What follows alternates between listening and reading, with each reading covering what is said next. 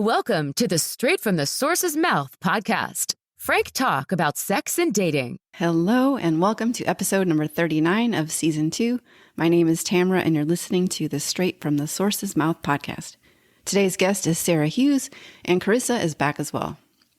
We're going to talk about Sarah's journey from stripper to podcaster and share our message about normalizing talking about sex.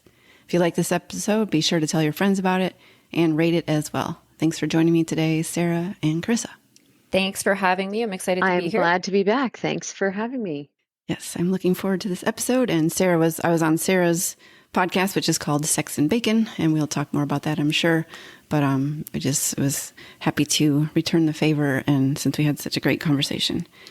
All right, so let's get started. And you can either start, Sarah, with how you went from stripper to podcaster, or talk about the podcast first, or whichever way is easier to kind of share the story. Yeah, for sure.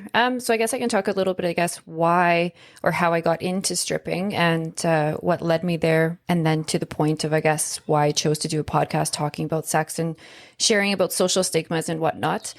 I grew up in a small town where sex and all of those things were it wasn't talked about. Everything was frowned about.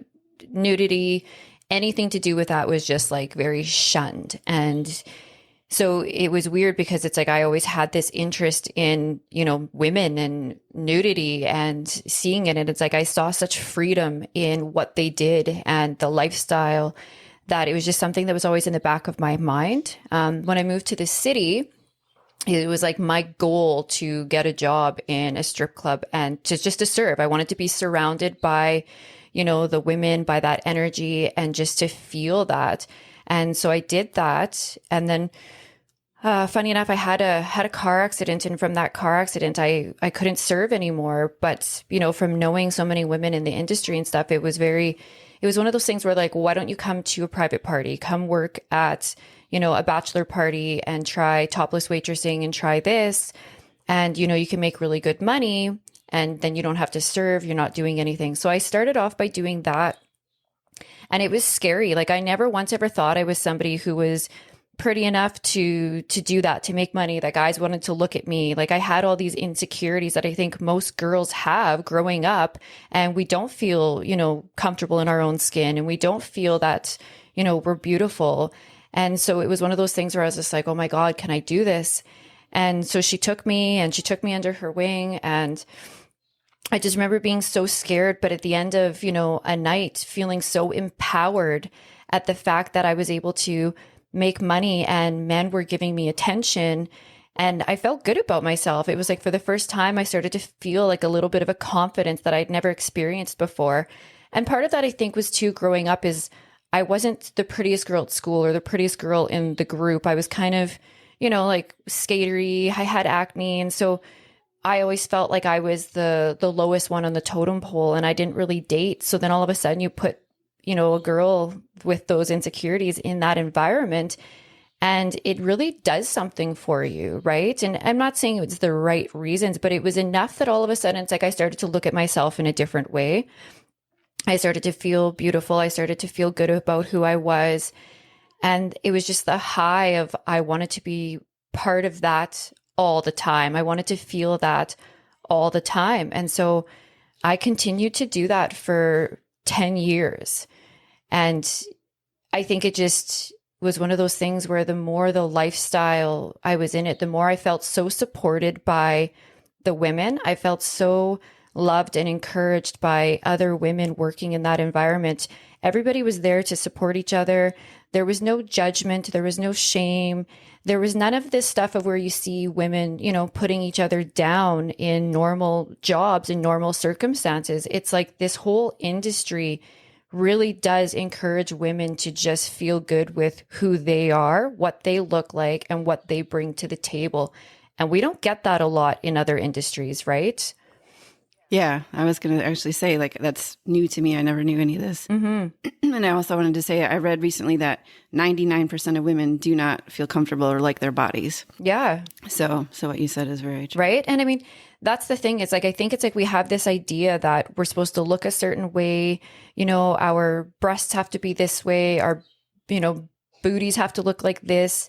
otherwise we're not attractive, otherwise nobody wants us. And then you look at the women that are in a strip club or the women who work in the sex industry, you have like everything and anything on a scale of, looks, of shapes, of sizes. And you start to see naked women all the time and you normalize it.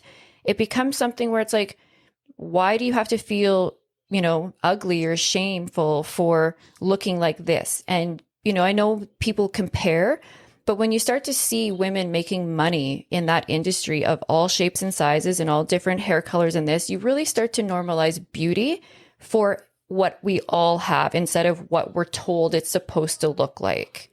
Yeah. And I've actually talked to guys about this as well. They want strippers, especially as they get older, that with women that they could actually get in real life. Mm-hmm. Don't want like the 10s that will never speak to them outside of the club. They want women that look like the women they could date. Totally. And they all have different tastes and varieties of, Yeah. So yeah. Yeah.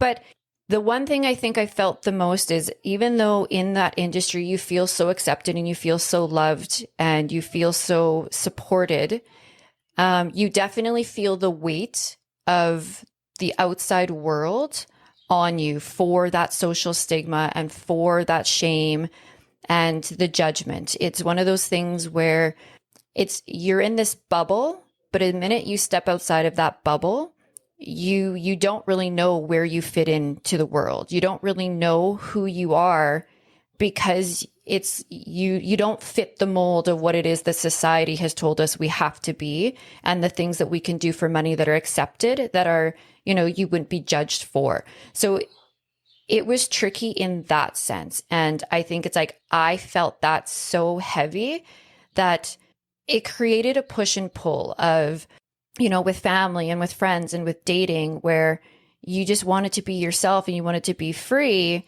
but you knew that your version of being who you were and free wasn't the version that was going to be accepted by people who didn't understand the industry and people who didn't understand you and why you did it. Yeah, I can see that. Like you said, not that there should be shame or anything like that, but were you in the industry? I started when my oldest son was probably in kindergarten. So he would have been 5 or 6 and he's 24 now. So quite young, like early 20s. And then I think I had this goal in my mind that I had to be done by the time I was 30. It was like 30 was this number that, society puts on us and our parents and people put pressure on us that you have to grow up by the time you're 30. It's okay to fuck around in your 20s, but when you hit 30, you have to be an adult. And I had this, okay, I got till I'm 30. And people kept asking me that, like, what are you going to do with your life? Like, you have to do something. You can't do this forever. And so it really was this pressure of like, I better figure this the fuck out by the time I'm 30. And I think around my 30th birthday or shortly thereafter, I'd started taking some courses into doing, something different, getting into oil and gas and construction. And I'd always had other little jobs here and there on the side.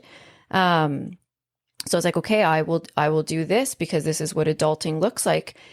But I mean, that's a huge shift to go from working a couple days a week at your schedule, your pace, and being home to all of a sudden this expectation of a Monday to Friday and 8 to 4, and I did it because this is what I told myself I had to do, because I also told myself that if I wanted to find love and I wanted to find a relationship, I had to have a real job that was going to be accepted by a man. And so my life wouldn't start until I had stopped stripping and until I had gotten a real job so that I could have a partner, because this is what we teach people. And this is what society says that we have to do to be normal. Yeah. And sometimes it's not even just the man, it's the man's family that they might be worried about versus like they might think it's cool and fine and they know you're someone other than just a stripper, but the family might hear about it and say all kinds of stuff. And that's like you said, society has all the You really did leave at 30. Yeah. Or did you leave and then come back? Essentially, yeah. Like I So I did leave around probably 31-ish. It was probably closer to 31, and I'm 41 now. So I left around 31. I might have done like the odd bachelor party here and there, you know, a couple times a year on the weekends. And then I was done. I actually met, you know, my husband at work from my normal job, and we got married and moved in together and had a baby. And yeah, I was done. In my mind, I was done. This was now my white picket fence life that I had to live to, you know, to fit into society. And I'll tell you though, it was one of those things where it was just like, for a while, I was glad it was done. I wanted something steady. I wanted to I just wanted to be, I guess, normal of what I told myself I had to be, right? And I loved my family life. But I kind of always felt like there was a part of me that wasn't missing, but there was a part of me that it's like I had to still hide. Like my older kids didn't know, and anybody knew that we met together as a couple. It's like I couldn't tell them that that's what I used to do. And so it's like you have to hide 10 years of your life. And it's like I kind of still felt in the background that there was some shame over that 10 years of my life, and that I still couldn't be me, because it's like my life technically in the eyes of, you know, society started when I was 31, 32, or whatever that number was, right? So it was like, well, who am I? If all I am is from 32 to now 34, I didn't know who I could be in front of people, in front of, you know, normal people who didn't know anything about me before. And that felt like a heavy burden to carry. And it still felt like I was hiding something and that there was judgment and shame. But again, it's what I put on myself to not be able to just be who I was and be honest about it, right? But I went back. So when COVID happened and all of this stuff, and I was working a normal like job. Actually, at this time I was managing a restaurant, and COVID happened. And then it's like everybody was just sitting and not doing anything. And my girlfriend had asked me, like, why don't you just come? Why don't you just come work a party? Like, it's been years. I hadn't done it in well over 5 years. And she finally convinced me, and I went back, and it was all of a sudden like, wow, I missed this. Like that rush, that energy, and that money, like the amount of money you make in an evening of doing that compared to a week of a 9 to 5, it's not even comparable. I mean, we were making $2,000 in one night in 4 hours each. And I mean, most people don't bring that in, you know, 2 weeks. And it was this validation all over again of like feeling good in my body and feeling comfortable and feeling accepted. And I went back for about a year. And then because of COVID again, it faded out, but I missed it. And I was just like, it's not like, why did I ever stop? But it's like, why did I ever have so much pressure on myself that what I was doing was wrong? What is wrong about this? Right? Yeah. Yeah. And again, it's that societal pressure and norms of what people think life should be like. Do you think that some of the social stigma has changed in some way because of some of the entertainers like Cardi B, who's like really open about the fact that she was a stripper before she became famous, and that's kind of how she made her way to where she is now? Or I think, wasn't Rihanna also? I mean, has it become a little bit less stigma because of that? I think it's definitely changed from, 10, 15 years ago to where it is now. I do find it is more and more women are doing it. And I do find it seems to be one of those things where people are actually talking about it, and people still go to strip clubs. I mean, I have friends and guy friends that they still go to strip clubs as groups of guys just to hang out, not because they're doing anything wrong and they're married. It's just, that's a social environment they like to hang out in. And I do find it's changing a little bit, maybe not as fast as what you would think it should, but I think that also depends on where you go. Like, I'm in Canada, and I do think that here's the thing. So when I went back during COVID and I was doing bachelor parties again, I also was dating. And right away, when I met a guy that I kind of liked, right away, this this thought process in my mind would be like, oh my God, okay, I have to stop doing bachelor parties, because if he finds out I'm doing this, he's not going to like me, and he's not going to want to keep dating me, and he's not going to love me. And so I always had this like, oh, I got to stop doing this because of this person. And I had a guy friend say to me, he's like, unless somebody is financing your life, they don't get to dictate how you are bringing in an income. And it's just like, you're right. Why am I willing to stop making money to pay for my bills and responsibilities because of somebody I'm dating and their potential judgment on what I'm doing? And it made me realize that there's this ownership that we seem to think that a man or a woman has over our bodies the minute we become intimate with them. And it's this thing that it's like, okay, well, now that I'm having sex with you, you can no longer show your body to somebody else, as if somebody just looking at me naked is cheating, or I'm doing something disrespectful to them. But it's because we have this ownership over the person that we're with, thinking we should control what it is that they do, when yet we sit here and try to teach kids and ourselves that nudity is normal. I mean, being naked is normal. There's a normalcy to it. It's just skin, don't sexualize everything. And yet all of a sudden a woman taking off her clothes or doing these things becomes so sexual if we're in a relationship, which it really shouldn't be. Yeah. And earlier you said you hurt his potential judgment of you versus like reality. Like if you tell someone you're dating, maybe, and only pick people that are okay with it, kind of thing. Like you probably found it yourself. Was some of that more in your mind than reality?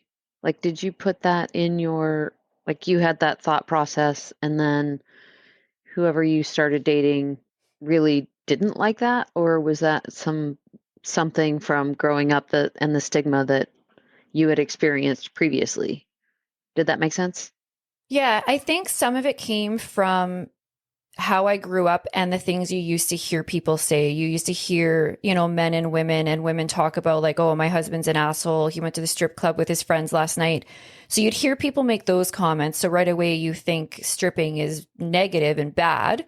And then I think a lot of it came from, guys that say I would date that, maybe in the beginning they were comfortable with it. They'd say that, but then, if you get in a fight with somebody, then all of a sudden, oh, you're just a whore, you're a fucking low life stripper. So then all of a sudden the name calling and the shame that they put on you, when you get in a fight or an argument, all of a sudden you're attacked for what you did. And I think just the years of that, it builds up. And then all of a sudden you just start to think, well, he said that, so it must be true, right? Like, I mean, a lot of that is, I guess, the trauma or like abuse in, what somebody says to you, verbal abuse and stuff. But I mean, after a while, you start to think that you're like, well, maybe everybody is right. Maybe, what society says is right. And maybe what all these other women are talking about and saying is right. And it's really hard to pull yourself out of that when you're trying to fit into everything outside of that bubble. I think a lot of it too was because I probably felt that. And then I told myself that it was really hard for me to then be able to be honest with, new guys that I dated and telling them right away. And then when you're hiding it, then that becomes the problem, right? It's not the fact that you're doing it. It's the fact that you're hiding it. And typically when you hide things, it's because you feel you're doing something wrong. And when they find out, it's like, well, you hid that from me, so you must be doing something wrong. So I think there's just so many layers to that. It's hard to really know exactly what one thing, because I just think there's so many pieces that go together with that as to why that would be something that, we feel as women. So after you went back, how long were you, I mean, I don't know if you're still doing it or not, but how long were you there? And then how did you get to doing podcasts and things like that? Is it really to normalize the adult entertainment industry and kind of take that stigma away? Yeah. Yeah. And like part of that, it was just like, so I think it's just like, in life, we have such a hard time showing up as our authentic selves. And my authentic self is, I'm just ridiculous. I love to be silly. I love talking about sex. I love sharing things about sex. I love, the stripping industry. I love the sex industry. I love those industries, I think, because they come with like no judgment. And I feel that we just all struggle with that. So it was one of those things that I just felt like the more people talk about it and the more we can share and try to normalize it, the more people see that it's not just this one idea that they've told themselves that women are in those industries or that the industry looks like this. And I'm not saying it's all beautiful sunshine and rainbows all the time. Obviously, things happen in any workforce, in any industry. There is an underside to a lot of those things. But I think that people don't realize that the people that are in it, that we're still women in every other way. We're still mothers. We're still providers. We're still best friends, daughters, nieces, granddaughters. We're still these women. And even for the men in those industries that, we're not just the job itself. And so I stopped doing it after about a year and I went back to work in the construction industry. And here's the thing is I find that industry so much more toxic than I ever found the stripper industry or the sex industry. And being up at work, I just felt like there was a part of me that I wasn't being true to. And my true self is to have these conversations and to share with people and to be able to talk about my past in a way where I'm not fearful of what people think about it. I'm not feeling shame and to just really just step into who I am. And so, as I was up there, it was one of those things where I'm like, I need to be doing something still that feels like that inside part of me is being honored.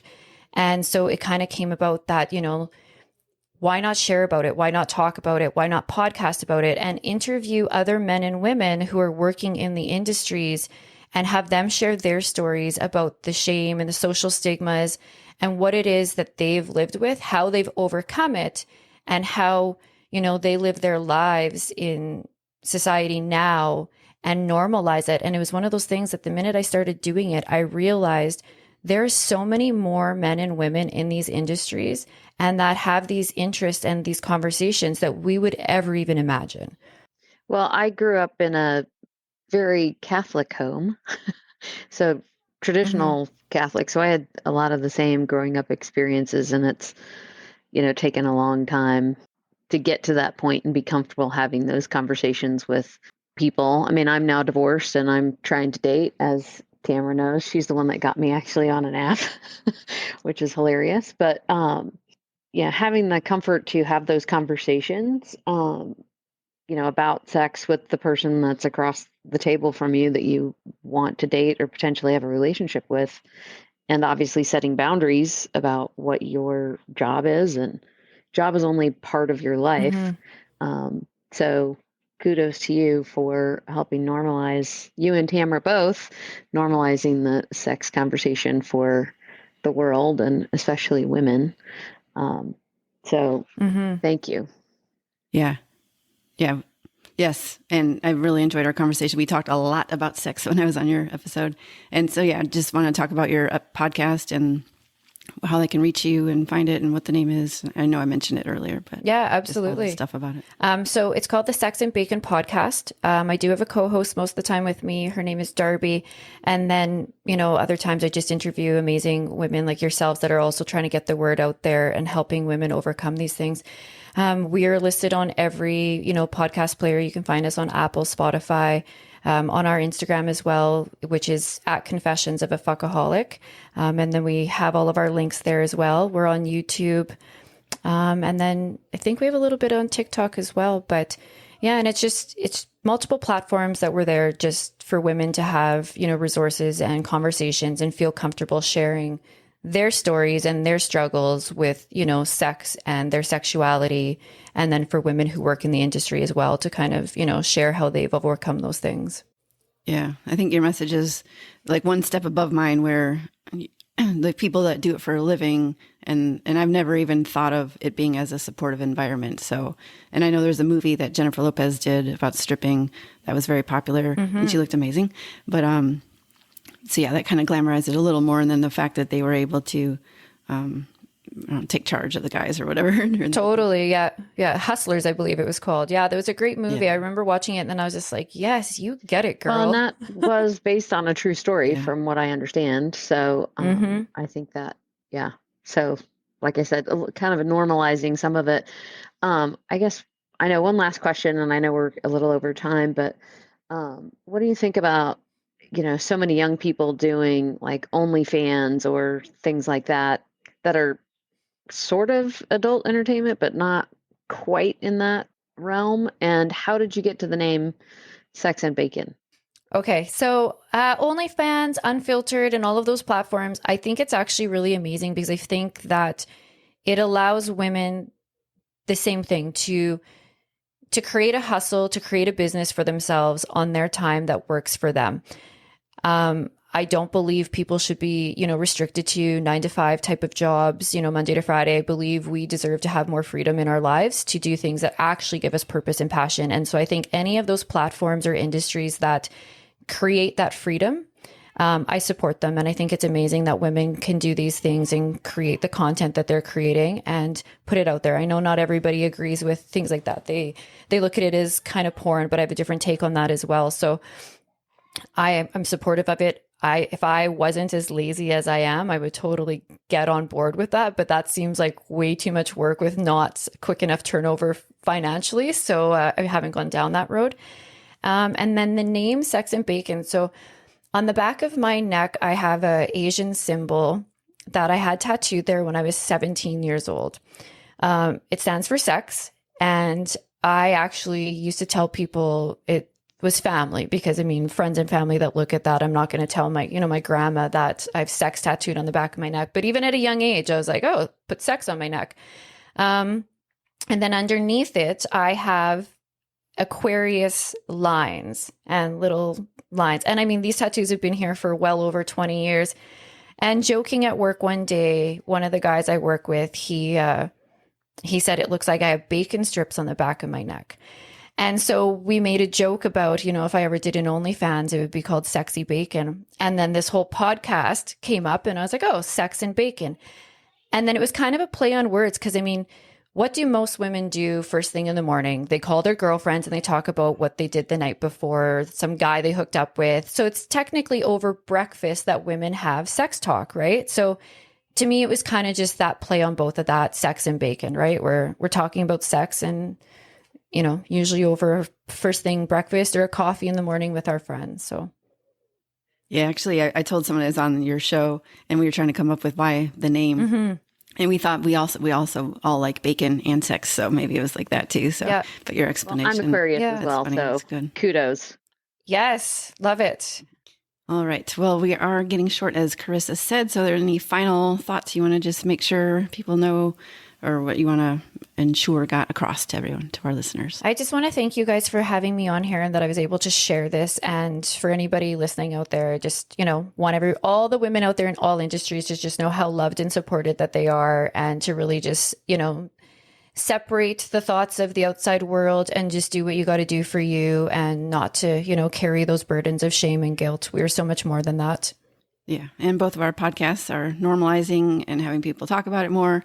And I saw a Netflix special, How to Change Your Mind, about psychedelics and how they actually do get to that trauma and stigma and stuff, and like help people think differently. And they're trying to decriminalize it.